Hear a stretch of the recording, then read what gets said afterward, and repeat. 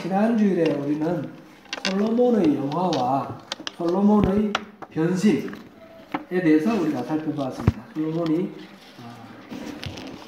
하나님과 아주 친밀한, 하나님 마음에 아주 드는 그런 왕으로 이렇게 되었다가 변심을 했죠. 그래서 부림을 받는 그런 과정을 우리가 보았습니다. 오늘은 솔로몬이 죽은 후에 일어난 사건들을 통해서 하나님의 그 속마음, 하나님의 그 말씀을 우리가 한번 들어보도록 하겠습니다. 솔로몬은 이스라엘의 가장 전성기 때 왕입니다.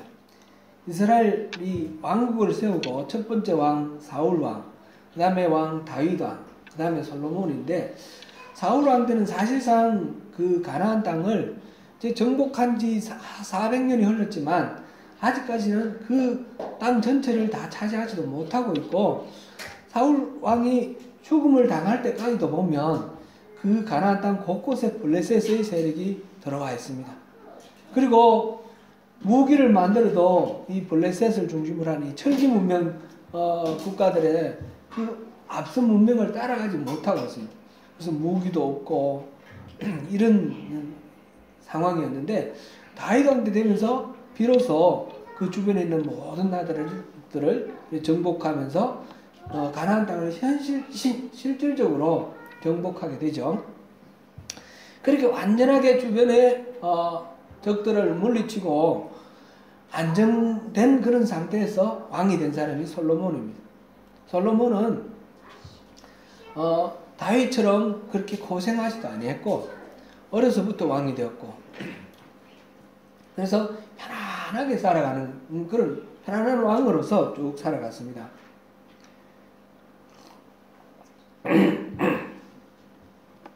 그런데 이제 솔로몬 말년이 되면 이제 그동안에 누적되어 있었던 문제가 이렇게 드러나게 되는데, 3명의 대적이 나타났다. 그렇게 이제 열왕기에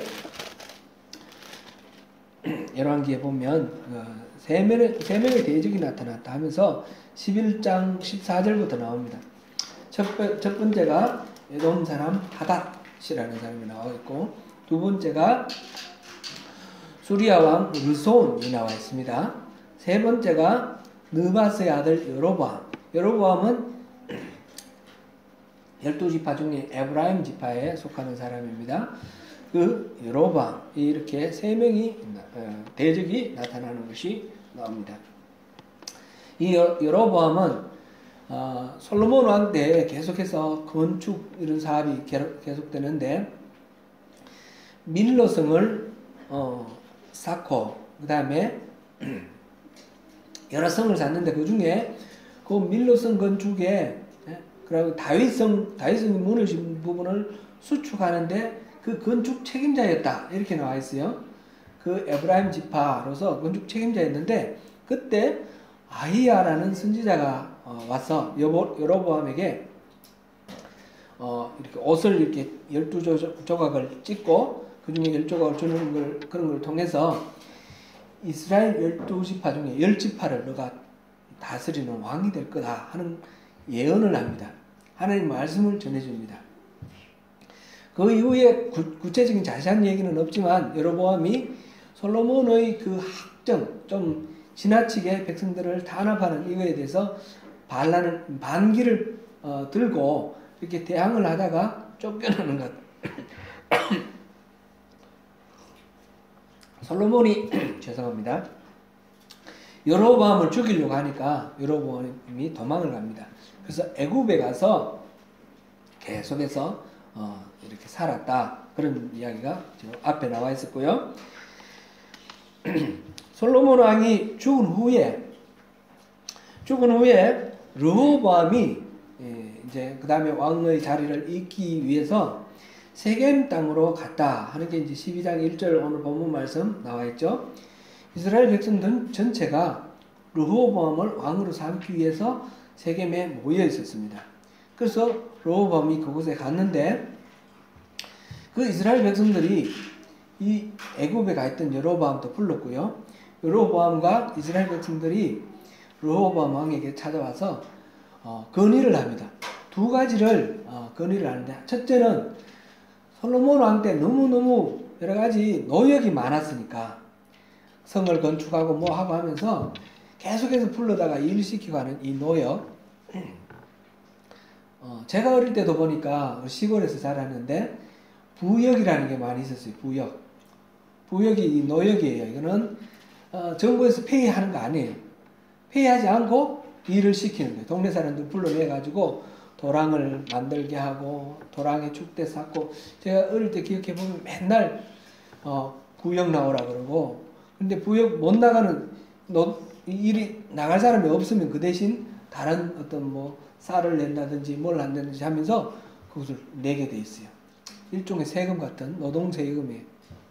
이게 시골에서 조그만 그런 동네에서 도랑 만들 때도 노역이 필요하지만, 뭐 이렇게 성을 쌓고 이렇게 하려고 그러면 많은 노동력이 필요하잖아요. 그럴 때 정부에서 페이를 하는 게 아니고 백성들을 불러다가 일을 시키는 거예요. 그게 솔로몬 왕 때 계속해서 이어져 왔기 때문에 이 노역이 너무 심하니까 이제 노역을 좀 줄여달라, 그런 거.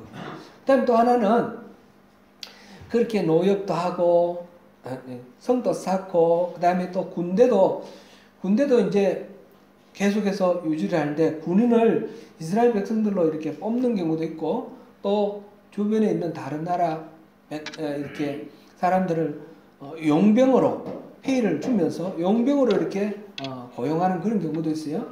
그러다 보니까 돈이 많이 들지 않습니까? 재정이. 그래서 백성들에게 세금을 걷는 거예요. 그래서 노역이 많고 세금이 많으니까 이 두 가지를 줄여달라, 이 두 무거운 짐을 줄여달라 하는 것이 건의의 내용입니다. 이때 르호보암이 3일간 사흘간의 말미를 달라, 그동안에 내가 생각해보고 대답해 주겠다. 그러고 난 뒤에 두 그룹의 자문단에게 이제 도움을 요청을 합니다. 그래서 어떻게 대답하면 좋을 것인가 대답을 이제 듣는데, 첫 번째 그룹이 노인들 그룹입니다. 솔로몬을 섬기던 신하의 그룹, 노인들 그룹인데, 그들이 대답한 것이 7절에 나와 있습니다. 우리 7절 같이 한번 읽어보겠습니다. 시작. 대답하여 이르되, 왕이 만일 오늘 이 백성을 섬기는 자가 되어 그들을 섬기고 좋은 말로 대답하여 이르시면 그들이 영원히 왕의 종이 되리라 하나. 이게 이제 노인들 그룹이 이제 자문을 해준 말인데, 섬기는 자가 되십시오. 섬기는 자가 되어서 백성들에게 잘 이렇게 좋은 말로 이렇게 위로하고 그들의 건의를 잘 들어주십시오. 이렇게 이제 건의를 했습니다. 그 다음으로 젊은 세대들에게 물어봤습니다. 젊은 세대는 이 르호보암과 같이 자란 동년배 젊은이들에게 물어봤더니, 젊은이들은 그 대답하는 게 10절과 11절입니다. 같이 한번 읽어보겠습니다. 시작. 함께 자라난 소년들이 왕께하려 이르되, 이 백성들이 왕께하려기를 왕의 부친이 우리의 왕년을 무겁게 하였으나 왕은 우리를 위하여 가볍게 하라 하였은즉, 왕은 대답하기를 내 새끼손가락이 내 아버지의 흙보다 굵으니 내 아버지께서 너희에게 무거운 멍에를 매게 하였으나 이제 나는 너희의 멍에를 더욱 무겁게 할지라. 내 아버지는 채찍으로 너희를 징계하였으나 나는 정갈 채찍으로 너희를 징계하리라 하소서. 쉽게 표현을 하면, 아버지 때 감당하던 그 노역과 세금을 지금 면해달라고 그러는데 만만하게 보이지 마세요. 아버지보다 더 세게 나가세요. 그 말을 하는 거예요. 그래서 그거를 감해주지 말고 더 강하게 나가라. 그래서 왕의 권위를 세워라.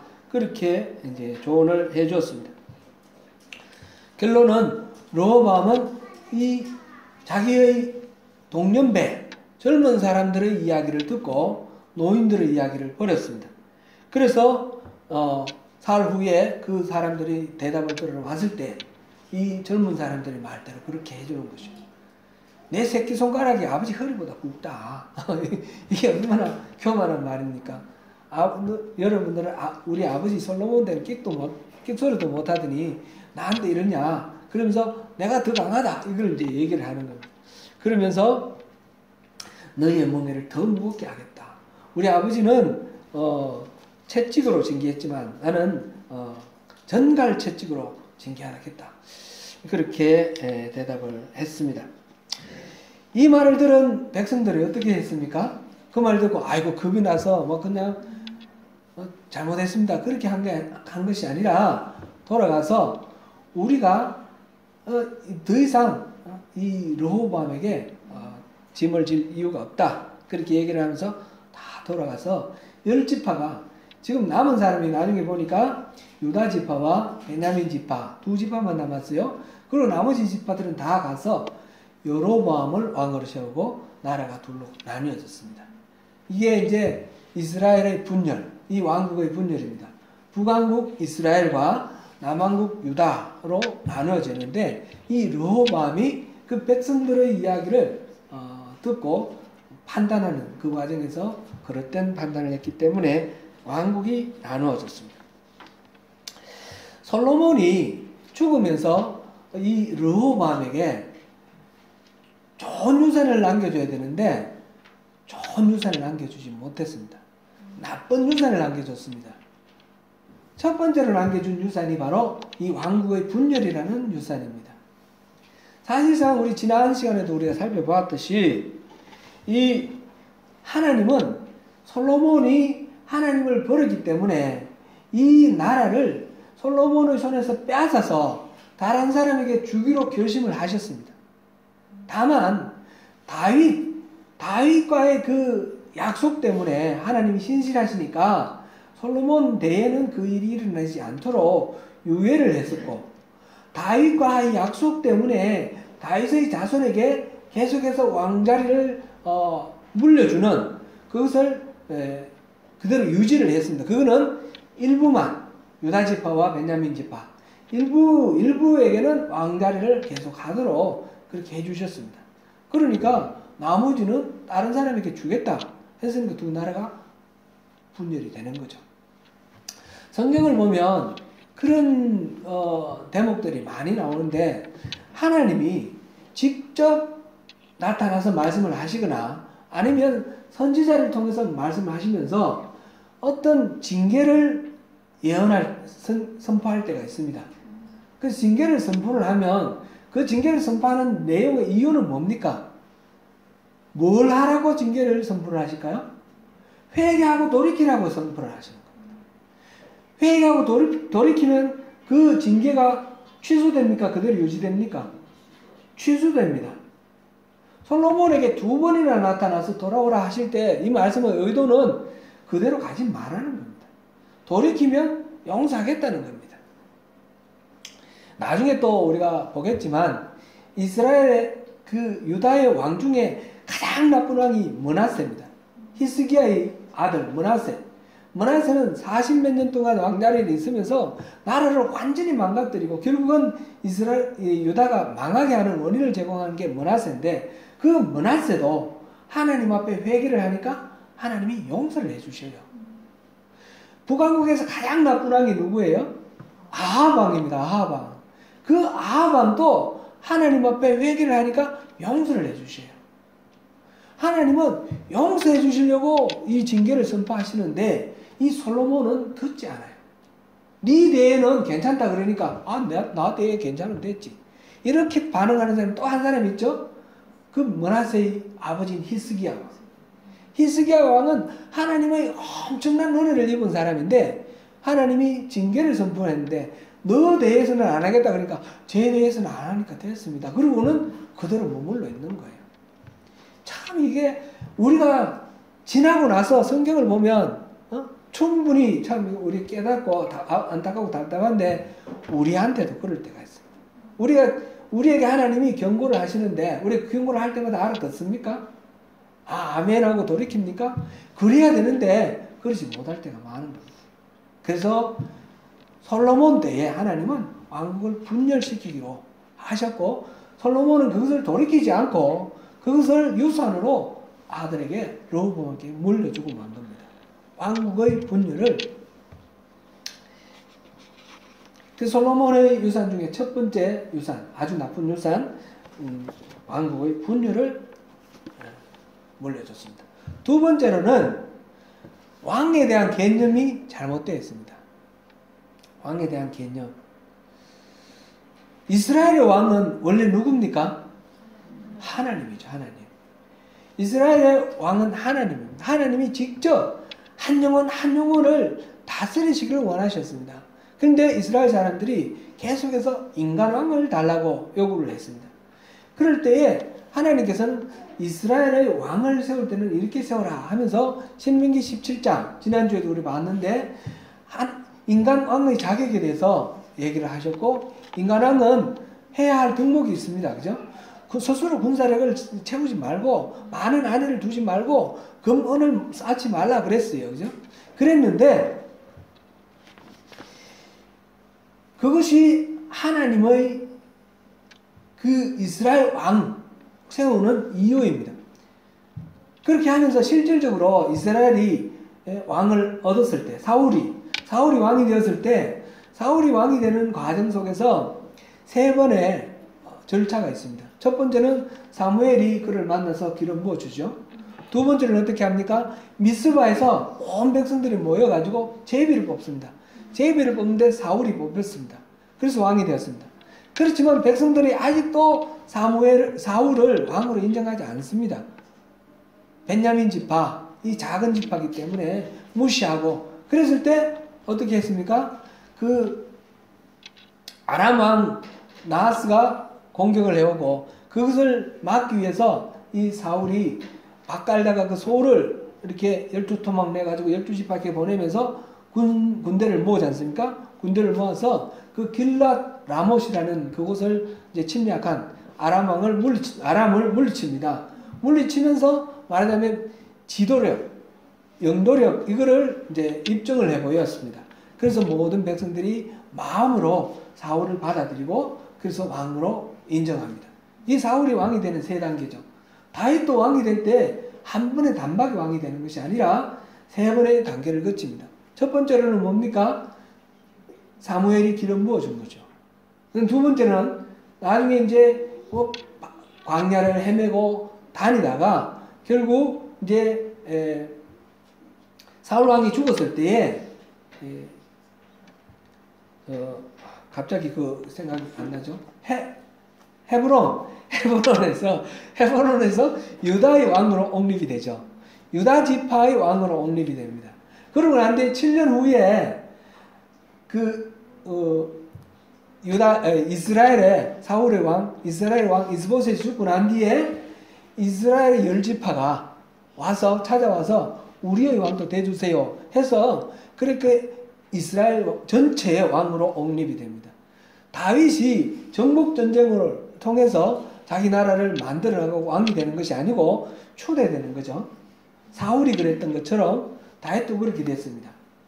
그러면서 하나님의 왕은 군림하고 다스리고 징계하는 그런 왕, 권력을 휘두르는 왕이 아니라 백성들로부터 이렇게 인정받고 세워져서 그 백성들을 섬기는 왕이에요.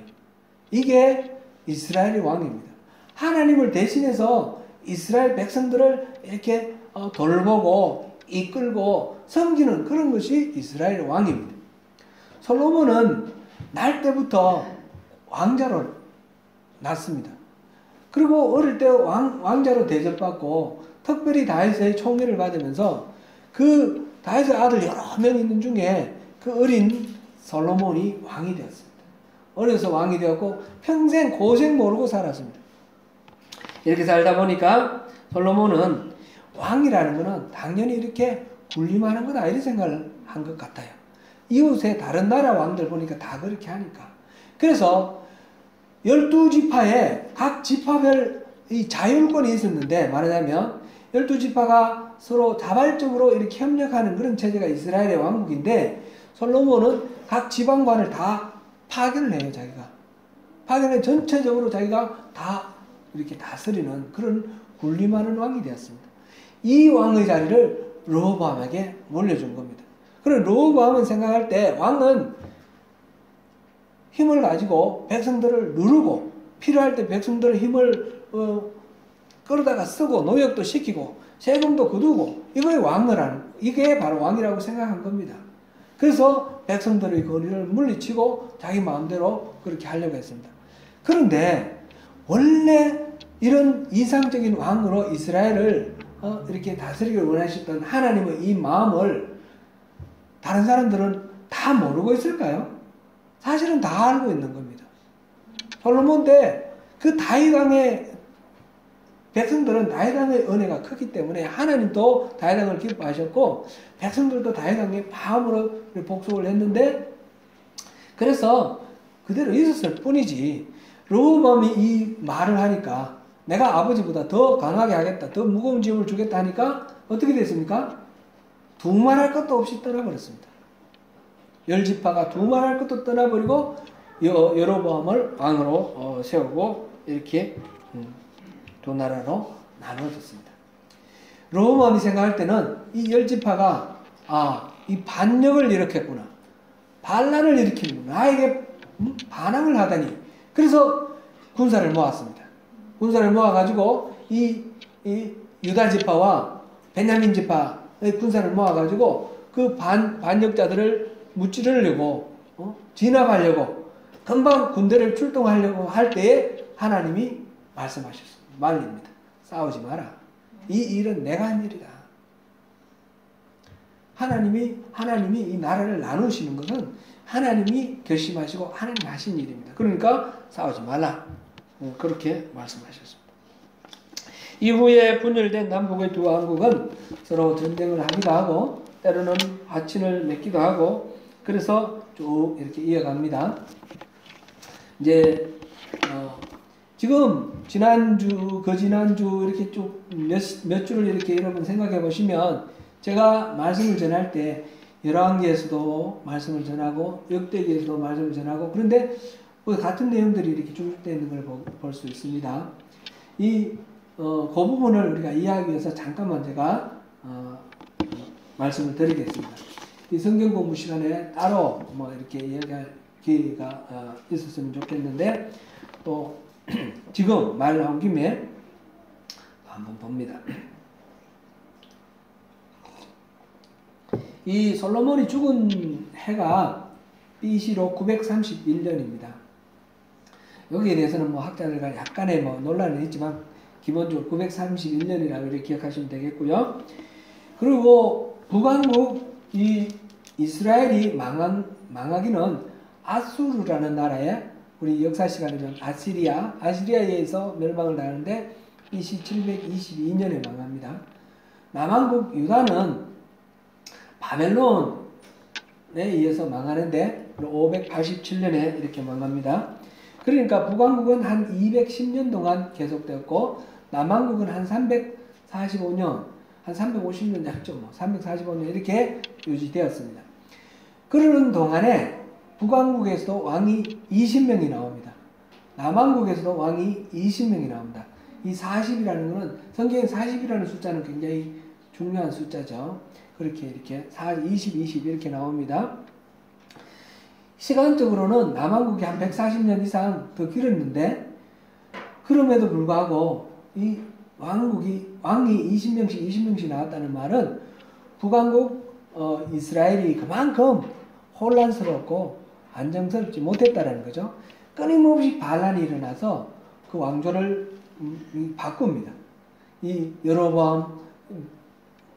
여로보암의 왕조가 나중에 이제 시므리의 반란으로 뒤집어지고 그다음 오므리 왕조 이렇게 나오고 이런 식으로 왕조가 계속해서 바뀝니다.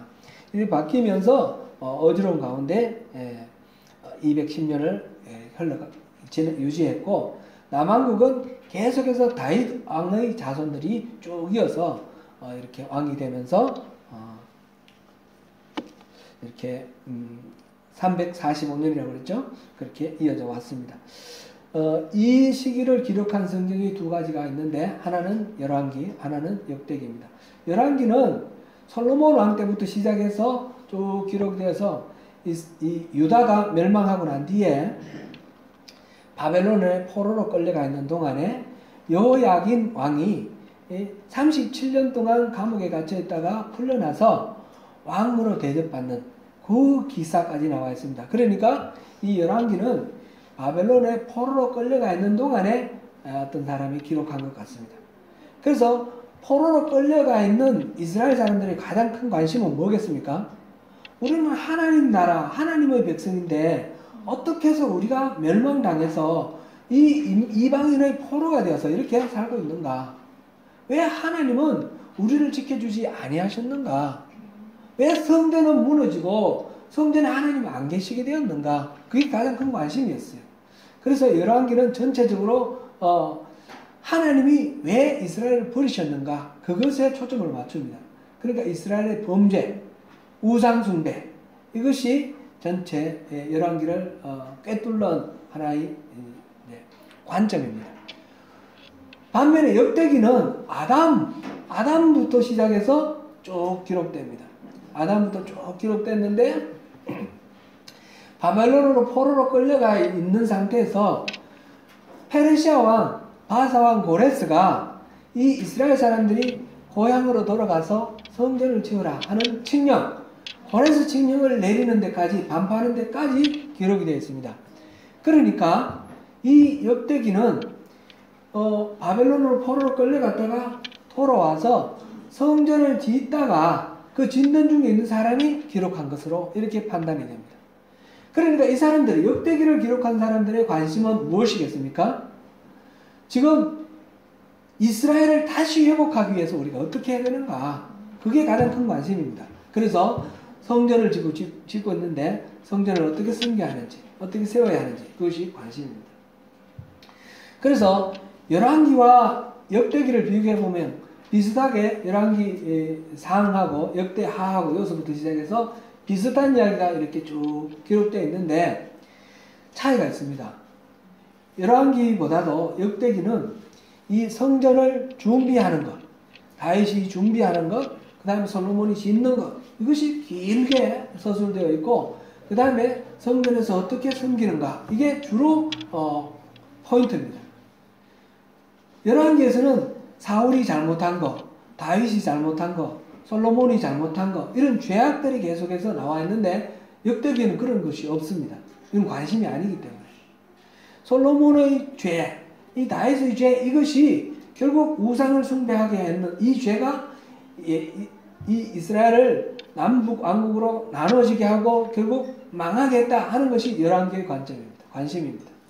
역대기는 그 과정 속에서 하나님이 집을 어떻게 지었고 어떻게 섬겼는지 그것을 다시 찾아서 이것을 다시 세우는 것, 그것이 역대기의 관심입니다.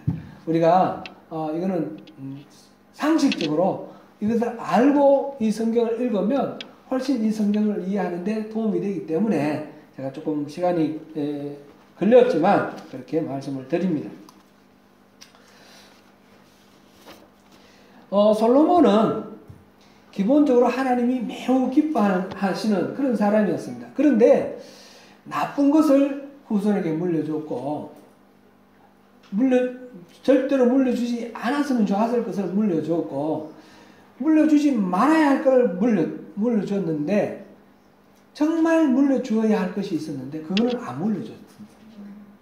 유산으로 물려준 것 두 가지 말씀드렸고 이제 물려줘야 하는데 못 물려준 것, 그거 한 가지만 우리가 마지막으로 보면 좋겠습니다. 그것이 무엇이었을까요?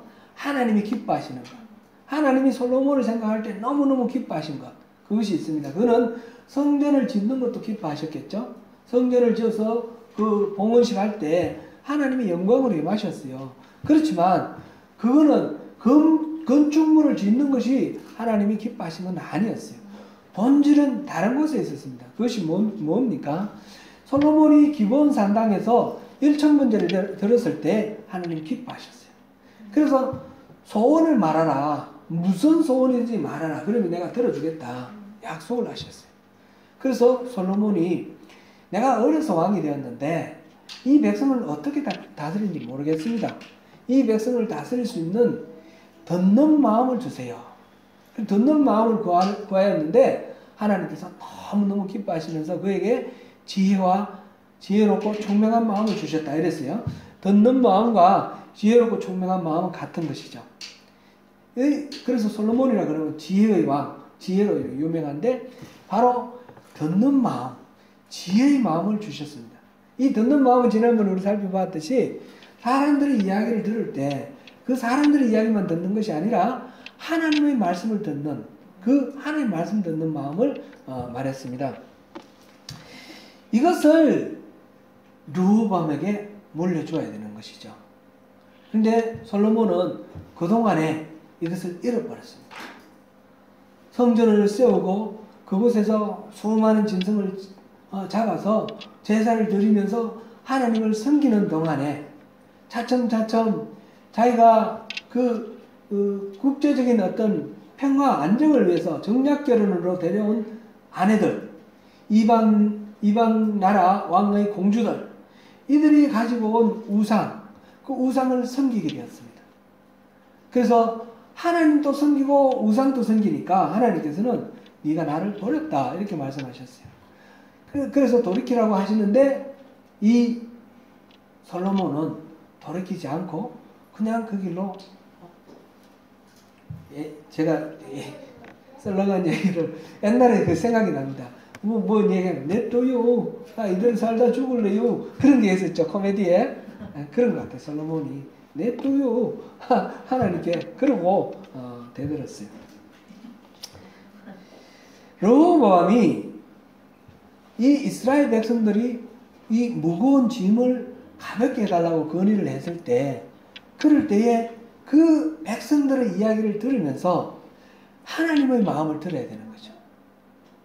백성들의 말은 백성들의 입술을 통해서 나오지만 그 속에서 하나님이 이 르호보암에게 바른 왕이 되려면 하나님의 왕 바른 왕이 되려면 어떻게 해야 되는지 그걸 지금 이 백성들의 입술을 통해서 말하고 있습니다.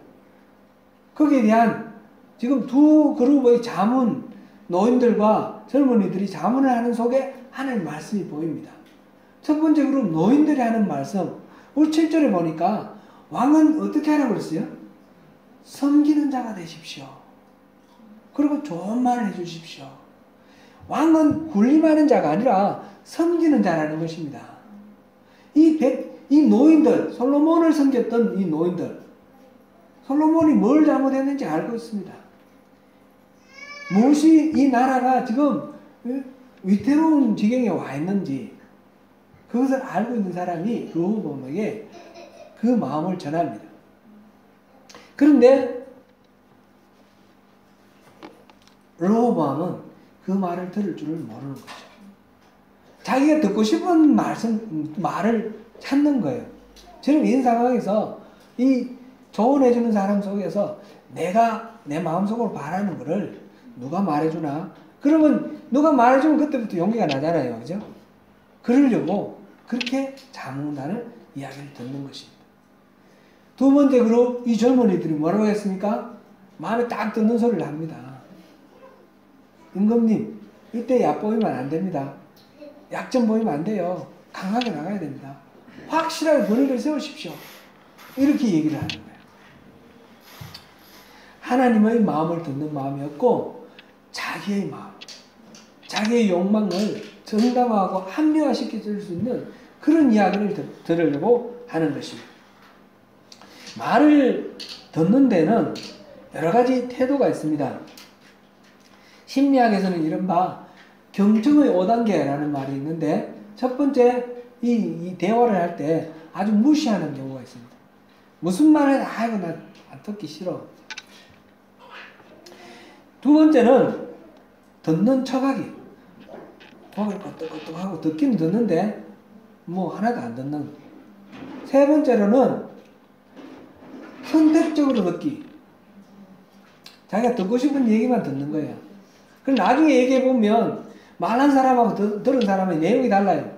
네가 전에 그랬잖아. 아 내가 그런 말 한 적이 없는데요. 다르게 듣는 거예요. 선택적으로 듣는 거. 네 번째로는 귀 기울여 듣기. 다섯 번째는 공감적으로 경청하기.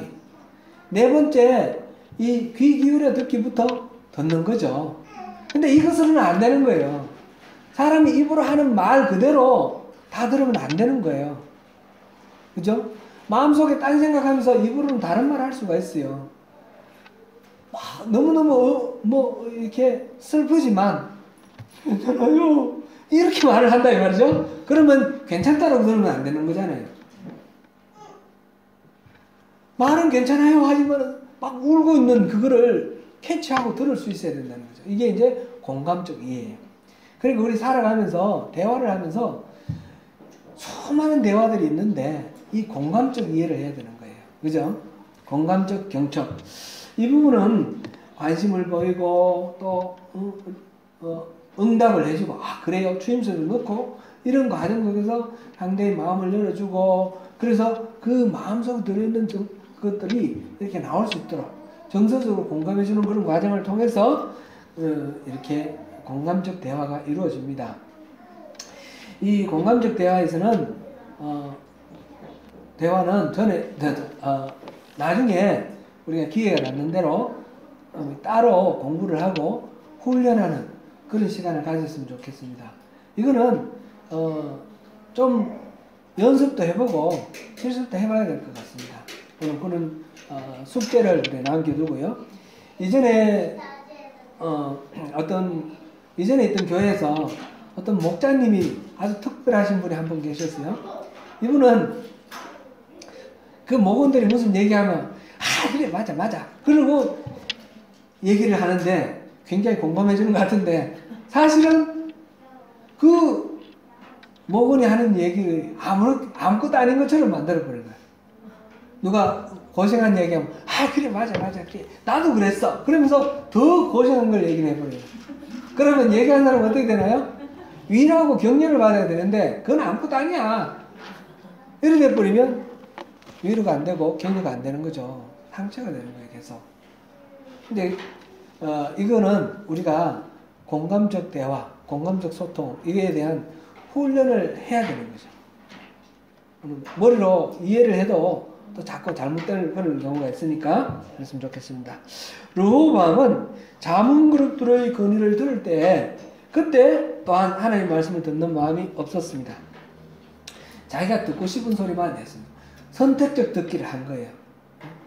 이 사람 얘기 듣고 저 사람 이거 정치적으로 왕으로서 자문 그룹 이쪽 그룹 저쪽 그룹 들을 때는 또 고려할 사람들이 있겠죠. 누가 나의 지지 세력이 될 것인가 앞으로 그런 것도 생각을 하겠죠.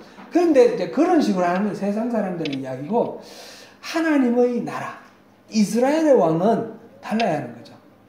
이 속에서 하나님이 나에게 무엇을 말씀하시는가 하나님 나를 어떻게 세우기를 원하시는가 그거를 계속해서 이렇게 마음에 두고 말을 들어야 되는 것입니다.